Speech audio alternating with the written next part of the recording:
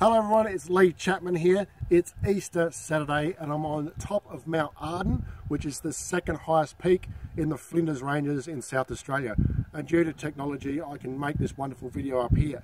But I want to talk to you about the explorer principle and business.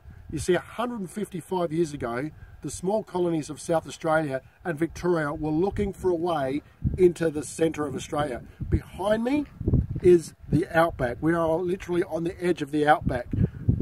Roughly 2,700 kilometres to the north of here is Darwin. 42 kilometres to our south is the city of Port Augusta. And in 1861 there was a gentleman by the name of John McDowell Stuart. He was a Scotsman and he had a troubled life. He basically came across a corner of a building, and when he turned, he saw his fiancée having an affair with his cousin. He was so upset, he just grabbed all his belongings and headed out here to the colony of South Australia. He was a surveyor, and leaving his troubles behind, he came out to Australia.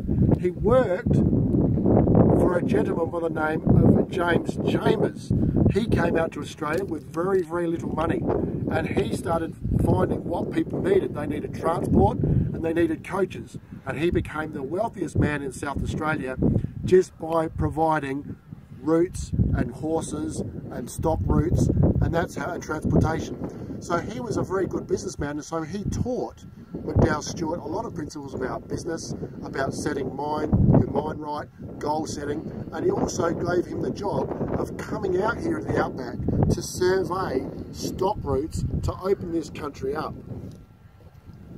It was a very, very harsh climate, especially back in 1860 and 1861.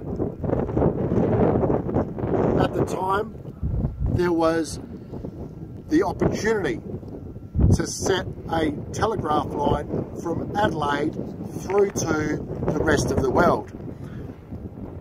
Australia was in the corner, very back corner of the British Empire, and to connect Australia to the rest of the world, we had to have a telegraph line going up to Indonesia and across through to India and on through to London.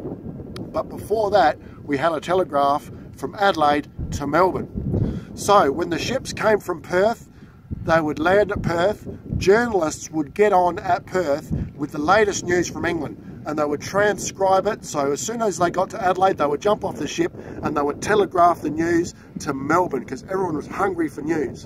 And that would bring the time back by at least a couple of weeks. But the news was still 2 to 3, maybe sometimes 4 months old.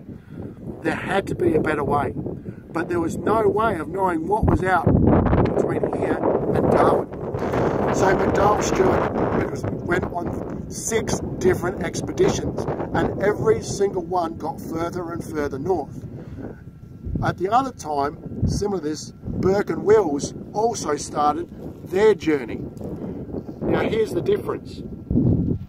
Burke and Wills had no idea what they were doing. Burke was a former police officer, so not many people liked him from the get-go. He was also interested in only fame and fortune.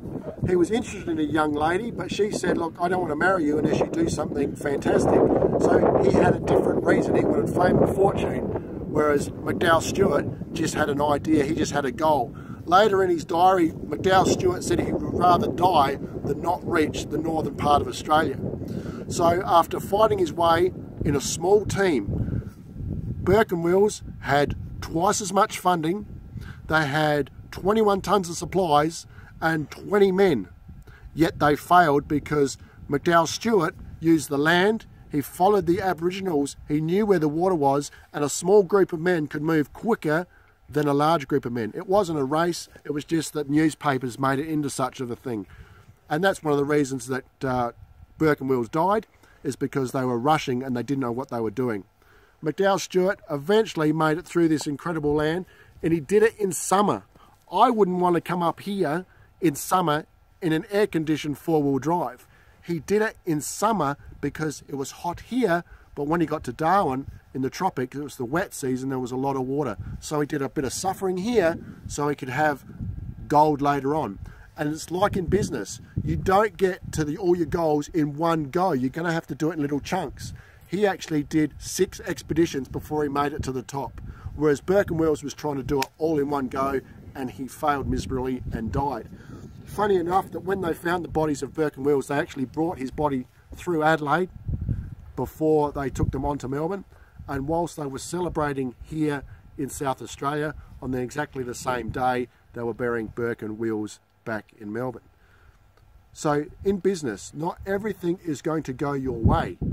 You will have to go through hardship to get to your goal, but don't give up. See, McDowell Stuart did not give up, and I can tell you that McDowell Stuart, I can know that doing the deed that he did, he had no idea that 155 years later that I would be here on Mount Arden looking over the territory that he opened up for Australia and South Australia and giving business principles to you here in 2017. So just remember, ladies, as men, we do notice you. You are beautiful. And just remember, men, you have what it takes, and your responsibility to teach others never ends. Bye for now.